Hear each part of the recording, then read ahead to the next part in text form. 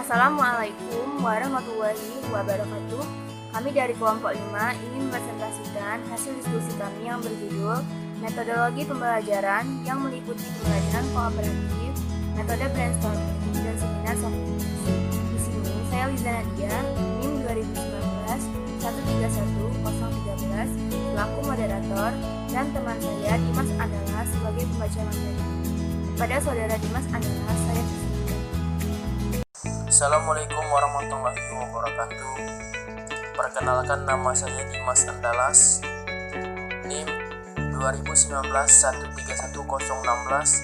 Saya di sini sebagai pembaca materi. Pembelajaran komparatif.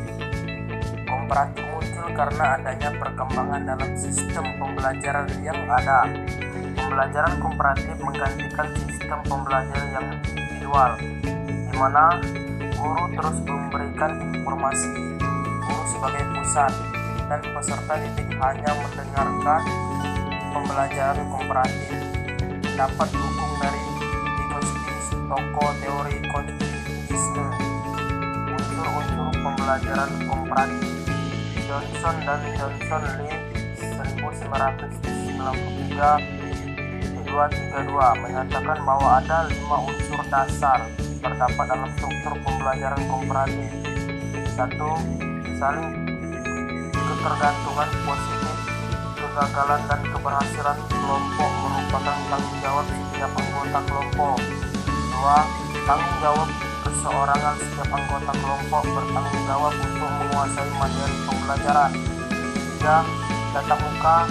Interaksi yang terjadi melalui diskusi akan memberikan keuntungan bagi semua anggota kelompok. 4. Komunikasi antara anggota karena dalam setiap tatap muka terjadi diskusi. 5. Evaluasi proses kelompok. Keberhasilan belajar dalam kelompok ditemukan oleh proses kerja kelompok.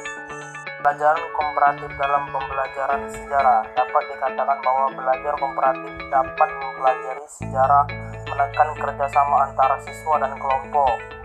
Kegiatan siswa dalam belajar komparatif antara lain mengikuti penjelasan guru secara aktif, menyelesaikan tugas-tugas dan kelompok, memberikan penjelasan kepada teman kelompoknya, mendorong teman kelompoknya untuk berpartisipasi secara aktif dan berdiskusi. Metode brainstorming.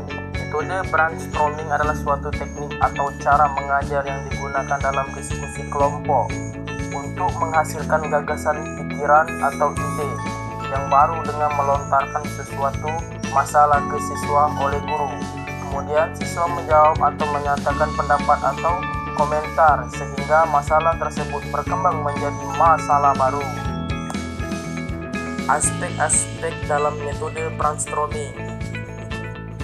Fokus pada kuantitas. Asumsi yang berlaku di sini adalah semakin banyak ide yang tercetus, kemungkinan ide yang menjadi solusi masalah semakin besar. Penundaan kritik. Dalam brainstorming, kritik atas ide yang muncul akan ditunda. Sambutan terhadap ide yang tak biasa. Ide yang tak biasa muncul disambut dengan hangat. Kombinasikan dan perbaiki ide. Ide yang sangat bagus dapat dikombinasikan menjadi satu ide yang lebih baik. Metode brainstorming dalam pembelajaran sejarah.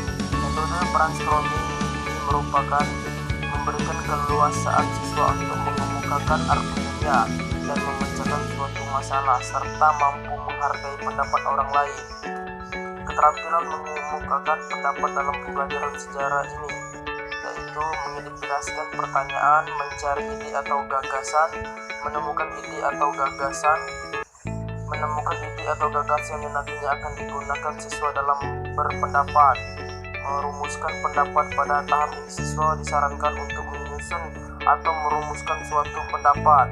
Menyampaikan pendapat. Pada tahap ini siswa mengumumkan pendapat berdasarkan ide atau gagasan. Seminar Socrates.